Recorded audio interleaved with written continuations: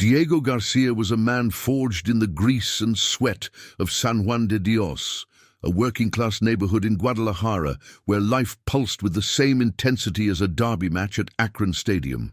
At 45, his hands bore the calluses of a lifetime dedicated to his small mechanic shop, a sanctuary of metal and oil where tired engines found new life. Diego was not a hero, nor did he dream of being one. He was an ordinary man whose happiness was measured in simple things: the smell of coffee in the morning, the embrace of his wife, Elena, and above all, the overwhelming passion he shared with his son for the CHIVAS Guadalajara Football Club. His path was a straight line without detours or surprises, built on the pillars of honest work and unconditional love for his family, a life he believed was immune to the shadows that crept through the city's streets. Stories like Diego's begin with passions that all of us, in some corner of the world, can understand. That feeling that unites us, that gives us a purpose beyond the daily routine. That's why I need your help to continue telling accounts like this one. If you are connecting with Diego's journey, I ask you to subscribe to the channel. We have a goal of reaching 1,000 subscribers, and every single one of you makes a huge difference. Please also comment on which city you are watching from, so I know how far these stories are reaching. Your support is the fuel that allows me to bring to light the narratives of men and women who, by a twist of fate, were forced to become something they never imagined. Your subscription is more than a number. It is the strength for the next story to be told. Diego's workshop was his refuge, a microcosm where the logic of gears and the precision of tools imposed an order that the outside world seemed to have forgotten. There, he was the master of his universe, a place where every problem had a solution, every part a place. The sound of a wrench, the hum of an engine, and the radio, almost always tuned to sports programs, composed the soundtrack of his days. He was a man of few words, but of broad gestures and an easy smile, especially when the subject was football. This simplicity, however, was a fragile armor against the growing violence that corroded Guadalajara, a reality he tried, in vain, to keep outside the metal doors of his shop and his home. His only son, 15-year-old Leo, was the center of his universe. The boy was the purest and most hopeful version of Diego, with the same dreamy eyes, but with a talent at his feet that his father never had. Leo didn't just root for CHIVAS, he lived for CHIVAS. Every inch of their backyard was a piece of the sacred turf of Akron, every imaginary goal a promise of a grand future.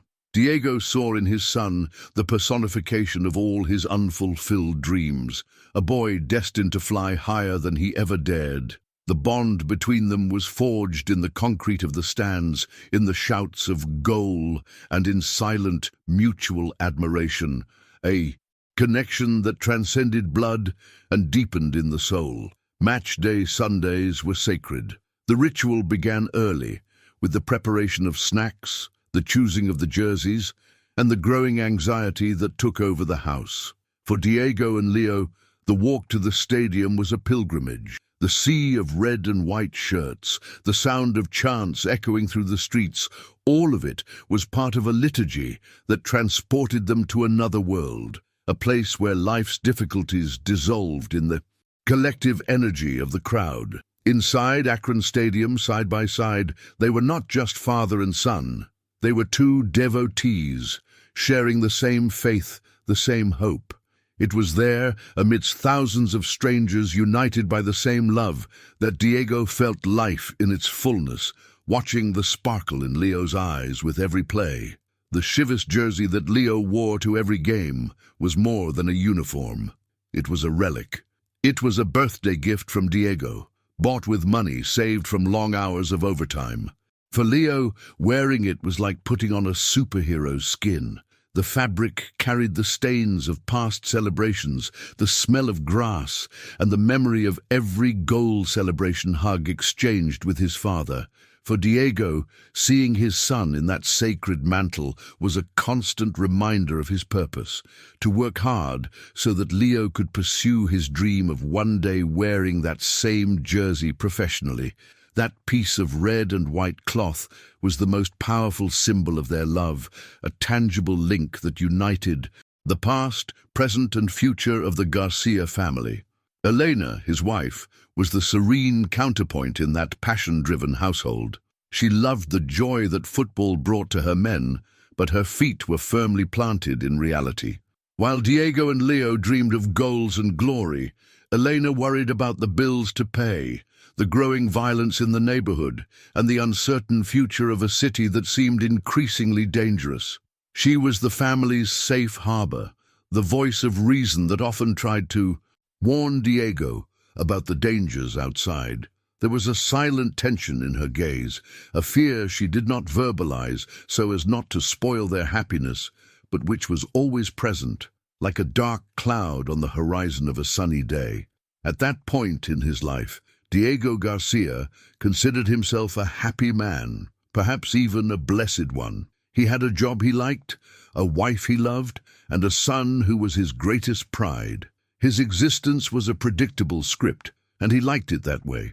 He believed that honesty and hard work were sufficient shields to protect him from the world's evil. He saw the news, heard the rumors about the power of the Jalisco New Generation cartel, but in his innocence, he saw it all as a distant reality, a problem that belonged to others. Little did he know that evil does not ask for permission to enter, and that the straight line of his life was about to be broken in the most brutal and irreversible way possible. Night was falling over Guadalajara, painting the sky with the same orange and red hues of a match-day sunset. Diego and Leo were walking side by side, returning from a small diner, their conversation still bubbling with analysis of the last Chivas game. The street, usually busy, was strangely quiet, punctuated only by the distant sound of a siren. It was in this corridor of silence that the shadows took shape. Two men, young with empty eyes and the arrogance of those who feel they own the world, emerged from an alley. The approach was swift, brutally casual. They wanted money, cell phones, anything of value. The normality of Diego's life was torn apart in an instant, replaced by the metallic smell of fear and the sight of a gun pointed at his son's chest, who instinctively tried to protect his father. The chaos erupted in a fraction of a second. A push, a shout from Leo, Diego's protective reaction. For the assailants, low-ranking members of the Jalisco New Generation cartel, this was an act of defiance. The situation escalated with dizzying, senseless speed. What should have been a quick robbery turned into a demonstration of power. The sound of the gunshot echoed down the empty street, a thunderclap that shattered Diego's universe. He saw Leo's body fall, the red and white Chivas jersey staining a darker, more real red. The young man fell to the ground, the dream in his eyes extinguished forever, all for a cell phone and a few pesos. Diego's world stopped turning. The time that followed was a blur of excruciating pain.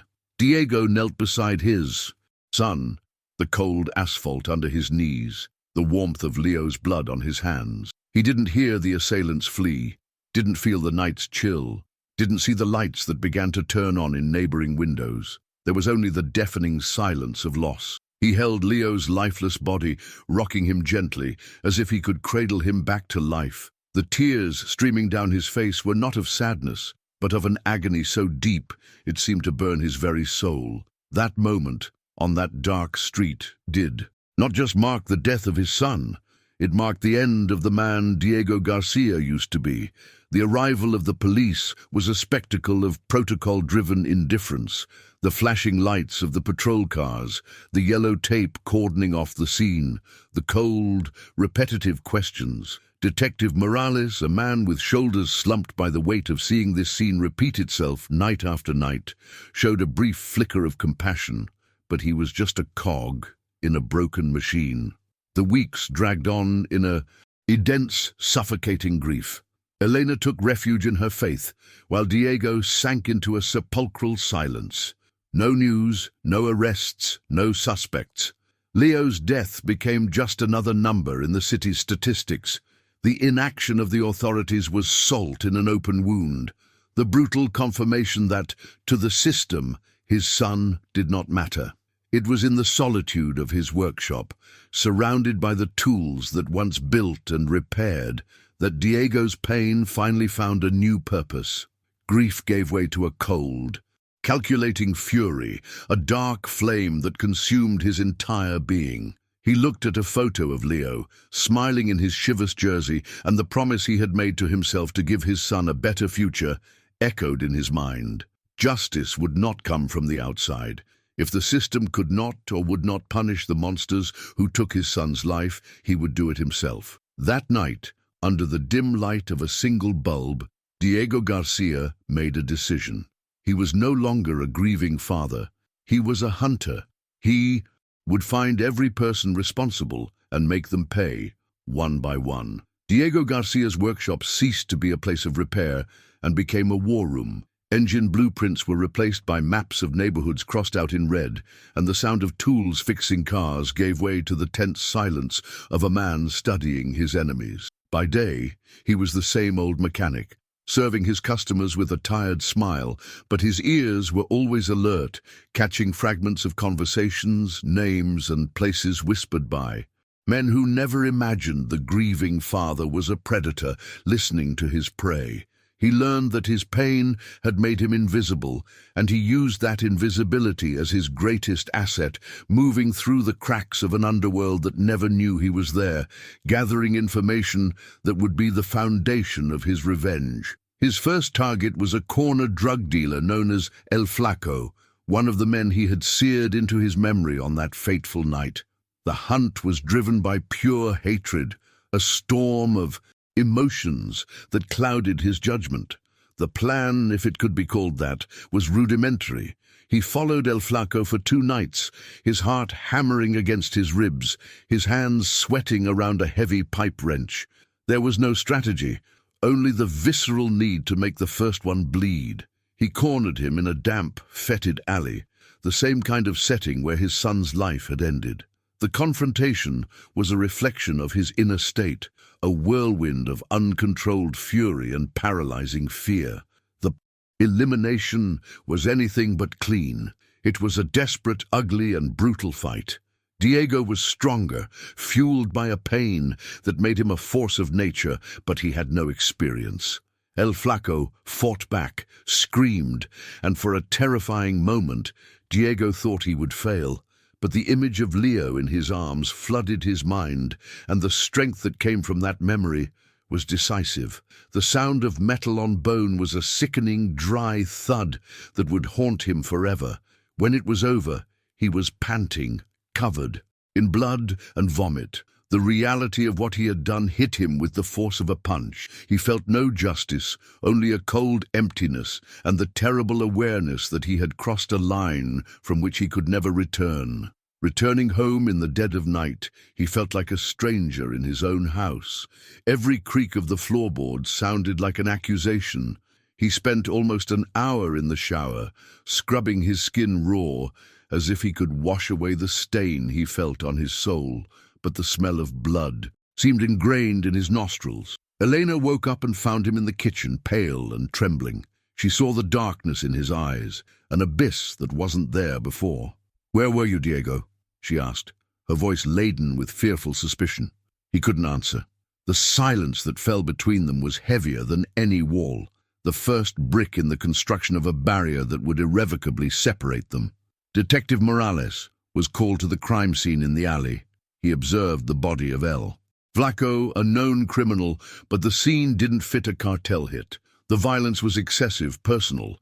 It was the work of someone driven by rage, not business. The tools of a professional killer were absent. In their place, the brutality of a blunt object. Morales began to connect the dots with other unsolved crimes, with victims who seemed to have escaped justice. The idea of a vigilante, a justiciero, began to form in his mind. He didn't know who it was, but he understood the motivation. In a City where official justice failed, street justice, however savage, always found a way to rise. Feeling the weight on his soul, Diego sought out the only man he believed could offer some comfort, Father Miguel. He didn't go for confession, as he felt no remorse, but he sat in the pew of the empty church, seeking relief in the sacred silence.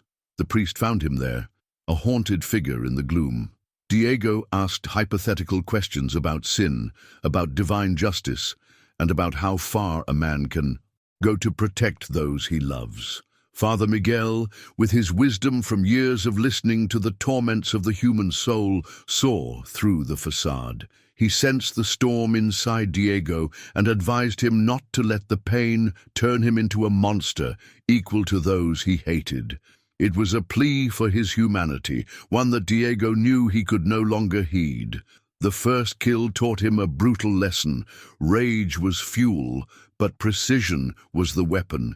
He realized that to survive and continue his mission, he needed to become smarter, colder. The workshop became his laboratory. He began to see the tools of his trade with new eyes. A pneumatic nail gun could be modified into a silent, lethal weapon. Steel cables could become traps. He used his intimate knowledge of mechanics and electricity to create ingenious devices, transforming the art of fixing into the art of hunting. Diego was evolving, leaving behind the clumsy family man and molding himself into a methodical and dangerously creative vigilante. The second target was a slightly more important henchman in the hierarchy, known for his cruelty. This time Diego was patient. For a week he watched, learning the man's routine, his roots, his vices. He didn't attack in an alley, but in a dark garage. Using a modified hydraulic jack and a motion sensor, he created a trap that immobilized the target's car, pinning him inside. The elimination was silent, swift, and terrifyingly efficient. There was no struggle, only the shock and fear in the criminal's eyes before the darkness took him. Diego walked away without a scratch, his heart beating steadily, the adrenaline now focused and precise. The absence of revulsion scared him more than the violence of the first murder. In place of the vomit and trembling, there was an icy calm, a grim sense of a job done. He was getting good at this. With every step he took on his path of vengeance, another piece of his old self faded away, replaced by this new, harder, and more ruthless persona. The transformation was evident in his reflection. The once gentle eyes were now hard as steel, and the easy smile had become a permanent, thin line of bitterness. He was becoming the very shadow he hunted, a ghost driven by a single, all-consuming purpose. The second death, as strange and inexplicable as the first, put the CJNG cell on high alert. This wasn't a gang war. It was something different, something personal and frightening. Fear began to spread among the lower ranks. Who was hunting them? Why? Diego's invisibility was his greatest protection, but it also created an aura of mystery that made him even more feared. El Sombra, the cell's leader, initially dismissed the incidents, but the efficiency of the second kill forced him to take the threats seriously.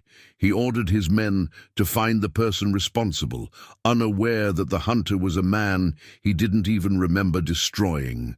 At home, the air grew increasingly thin. Elena found a stain of oil and what looked like blood on one of his jackets. She noticed the new locks on the workshop door and the long hours he spent there in absolute silence. The distance between them was no longer just emotional. It was physical, palpable. She stopped asking where he went. The fear of the answer was greater than the pain of uncertainty. She began to pray, not just for the soul of her son, but for what was left of her husband's soul, feeling that he was getting lost in a dark place from which he might never return. For Detective Morales, the pattern was clear. 2 victims, both linked to the same cartel, both eliminated in an unconventional manner. The second death, with its mechanical precision, gave him a new insight. The vigilante wasn't just an angry man. He was skilled, intelligent, likely a manual laborer, someone who understood machines Morales started cross-referencing lists of the cartel's recent victims, looking for someone with a motive strong enough and the skills necessary to execute such a revenge. The name Diego García, the mechanic whose son had been murdered months earlier, appeared on one of those lists. It was just a suspicion, but Morales's hunt now had a potential face. Diego quickened his pace. Within 2 weeks, 2 more cartel members fell. One in a car accident staged with diabolical precision, another found in a shipping container, a victim of a device he had created. At each scene, he left a small, almost imperceptible detail. A small CHIVAS Guadalajara sticker placed discreetly near the Falcon body. It was his signature, a message to those who knew how to read between the lines. It was Leo's voice, crying out for justice through his father's hands. The press, initially treating the cases as gang violence, began to notice the pattern. The nickname emerged in the alleys and spread like wildfire. The Fan, the ghost who cleaned the streets. The urban legend of the Fan divided the city. In the wealthy neighborhoods, he was seen as just another criminal, a symptom of the anarchy that threatened everyone. But in places like San Juan de Dios, where the cartel's presence was an open wound and the police were viewed with suspicion, he became a dark hero. People spoke of him in whispers, with a mixture of fear and admiration. He was doing what no one else had the courage to do. To many, he was not a murderer, but the personification of a desperate justice, the inevitable response to a violence the state could no longer control. Diego, oblivious to his own fame, only felt the weight of his list, which was not yet complete. Danger became his constant companion. One night, while setting a trap in a parking lot, a police car, with Morales at the wheel, turned the corner unexpectedly. Diego froze. For an instant, his eyes met the detectives through the windshield. It was a moment of pure electricity. Morales wasn't certain yet, but his gut screamed. Diego reacted instantly, diving into the shadows of an alley and disappearing into the complex web of backstreets he knew, like the back of his hand. He escaped, but the encounter left him shaken. He was no longer just hunting the cartel. Now, the law was on his trail as well. He knew that eliminating foot soldiers was like cutting the leaves off a weed. The root would remain. To truly do damage, to truly avenge Leo, he needed to get to the top of the local food chain. El Sombra. The name was a legend of cruelty in the underworld, a man who orchestrated the pain of thousands from his invisible throne. Diego's mission changed. It was no longer about eliminating his son's killers. It was about eradicating the cancer that created them. Hunting El Sombra, however, would require a different kind of strategy, one that would take him even deeper into the darkness. To get information, he needed someone on the inside. He captured a cartel lieutenant, a man named Rico, not to kill him, but to break his loyalty.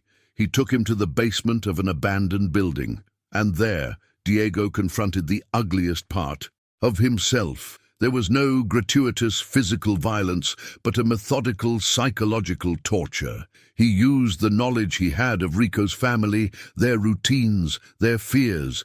He became the monster he had sworn to destroy, using the cartel's own tactics of terror. It was his greatest moral test, the final boundary he crossed without hesitation, for in his distorted mind, the end justified the means. Rico, terrified and broken, told him everything. He described El Sombra's paranoia, his brutality, and his contempt for human life. He described the abandoned warehouse that served as his base of operations, the shipments he personally supervised, and the way he reveled in the suffering of others. Through the lieutenant's words, El Sombra transformed from a mythical figure into a tangible target, a monster of flesh and blood. Diego listened to every detail, every weakness, every habit. The image of his final enemy was now clear in his mind, and with it, the outline of a final plan. The rumors about the Fan and the violence of his acts reached Father Miguel unequivocally. He sought out Diego in his workshop, his face etched with pain and disappointment. "Stop this, my son," he pleaded, his voice cracking. "With every life you take, you kill a little more of yourself. Leo's soul will not find peace in revenge, only in your salvation." The confrontation was a blow to Diego's heart. He saw in the priest's eyes the reflection of the good man he once was, but that man was dead. "There is no salvation left for me, Father," Diego replied, his voice empty of emotion. "Only what's left to finish." Elena, driven by one last desperate attempt to reach her husband, broke one of the new locks on the workshop while he was out. What she found terrified her. The maps, the photos of men she saw on the news, the improvised weapons, and worst of all, a small Chivas jersey, just like Leo's, stained with dried blood. When Diego arrived, she confronted him, not with anger, but with a profound sorrow. "Who are you?" she whispered, tears streaming down her face. "I want my husband back." The pain on her face was the deepest wound Diego had suffered on his entire journey, but not even that could stop him now. With the information from Rico and a heart heavy from the confrontations with the priest and his wife, Diego laid out his final plan. It was a suicide mission. Attacking El Sombra in his fortified lair was a death sentence, but he accepted his fate. This would be his last act, the final performance in his opera of revenge. He didn't plan on getting out alive, only on taking El Sombra with him to hell. The decision was made with a terrifying clarity. His life had already ended the night Leo died. All that was left was the epilogue, and he would write it with his enemy's blood. The night before the attack was spent in a silent ritual. The workshop, once a place of creation, became a forge of destruction. He sharpened blades, filled propane tanks to be used as bombs, and prepared each tool like a soldier preparing his gear for the final battle. There was no anger in his movements, only an absolute focus, a calm that precedes the greatest of storms. Every tightened screw, every connected wire was one more step toward the end of his pain, toward the climax of his transformed existence. Meanwhile, an anonymous tip, perhaps from Rico himself in an attempt to save his own skin, landed on Detective Morales's desk. The information was vague. A major cartel movement at a warehouse in the industrial zone. Something big was about to happen. Morales didn't know about Diego's plan, but his gut told him the vigilante would be there. He gathered his team. The two hunts, Diego's for El Sombra and Morales's for the Fan, were about to collide at the same point on a night that would redefine the Guadalajara underworld. Before leaving, Diego paused at the doorway of his home. He looked inside, at the light on in the living room where Elena was probably praying. On the wall, a photo of them with Leo on a game day. 3 smiles frozen in a time of lost innocence. He touched the cold glass of the window in a silent gesture of farewell. He was no longer Diego García, husband, father, mechanic. That man had been buried along with his son. What remained was a symbol, an instrument. He was the Fan, and he was heading to his final match. He got into his old pickup truck, the engine coughing before roaring to life. He turned on the radio. The excited voice of a sports announcer began narrating the pre-game preparations for the big Chivas match that would take place that night. The sound that once brought him so much joy was now a ghostly soundtrack to his final mission. The irony was cruel. As the city prepared to celebrate its passion for football, he was driving toward a confrontation with death, propelled by the same symbol that united them all. The truck accelerated, carrying the Avenger toward his final showdown with the devil. The abandoned warehouse stood against the night sky like a mausoleum of metal and rust. From a distance, Diego could hear the fireworks and cheers of the city celebrating the first Chivas goal, a sound from another universe that mocked the deadly quiet surrounding him. He didn't go in through the front door. Like a ghost, he scaled a sidewall, moving with an agility born of desperation, his knowledge of industrial structures guiding his every step. Inside, in the gloom cut by dusty beams of light, he became, in part of the shadows. He was not a soldier, but a mechanic, and he prepared the battlefield as if it were a complex engine, placing his homemade traps at strategic points, turning the enemy's lair into his own lethal web. The first move was his. With a precise cut to a junction box, he plunged most of the warehouse into near-total darkness, leaving only the emergency lights to cast long, dancing shadows. Panic among El Sombra's men was immediate. Shouts, confused orders. It was in this chaos that Diego struck. He moved like a spectre, using the noise and disorientation to his advantage. The first man fell without a sound, a victim of a steel wire snare. The second was neutralized by an electrical charge from a battery Diego had modified. He was not an assassin seeking a fair fight. He was an angel of death, executing a silent plague upon those who had destroyed his world. From the top of his office, with bulletproof glass walls, El Sombra watched the security monitors flicker and die. He saw his sentries disappear from the cameras one by one and felt an unfamiliar chill. This wasn't a police raid. It was too precise. It wasn't a rival cartel. It was too quiet. The arrogance on his face gave way to a mask of paranoid fury. "Find him!" he shouted over the intercom, his voice echoing through the warehouse. He pushed his men into the darkness, using them as pawns to expose the opposing king. For the first time in years, El Sombra, the untouchable, tasted the bitter tang of fear. Realizing the hunter below didn't want his territory or his money, he wanted his soul. Diego's advantage, however, was finite. He was only one man, and the number of enemies was large. As El Sombra's men adapted to the darkness, the hunt turned into a running battle. The sound of gunfire tore through the silence, ricocheting off the metal walls. A bullet slammed into Diego's shoulder, a sharp, searing pain that brought him to his knees. The predator was now also the prey. Wounded, bleeding, he dragged himself behind a stack of crates, the sound of his ragged breathing mingling with the distant roar of the crowd, celebrating the second CHIVAS goal. The surrealism of the moment was overwhelming. The city was celebrating life while he was dancing with death. Fueled by one last surge of adrenaline and hatred, Diego pushed forward. He eliminated the last guards protecting the office in a savage, desperate hand-to-hand struggle, using a screwdriver as his final weapon. He kicked down the door and finally stood face-to-face with the architect of his misery. El Sombra was there, no longer a mythical figure, but a man in an expensive suit, his face pale with rage. He held a gun, but he didn't shoot immediately. Instead, he smiled, a sadistic, cruel smile. "So it's you," he said, his voice dripping with contempt. "The boy's father. I don't even remember his face. Insignificant collateral damage." Those words sealed his fate. The final fight was not cinematic. It was ugly, primitive, and visceral. Two men driven by basic instincts, revenge and survival. The room became an arena of chaos, shattered glass, overturned furniture. Diego, weakened by his wound, was at a disadvantage, but every blow he took was absorbed by the armor of his pain.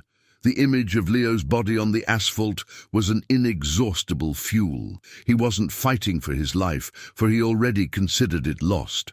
He was the incarnate will of a father, a force of nature that could not be stopped. With a superhuman effort, he managed to disarm El Sombra, and they both fell to the floor, the fight now reduced to hands and teeth. On the floor, his hands wrapped around his enemy's neck, Diego held the ultimate power. El Sombra looked at him with terrified eyes, his arrogance finally broken. For a second, Father Miguel's voice echoed in his mind, pleading for mercy.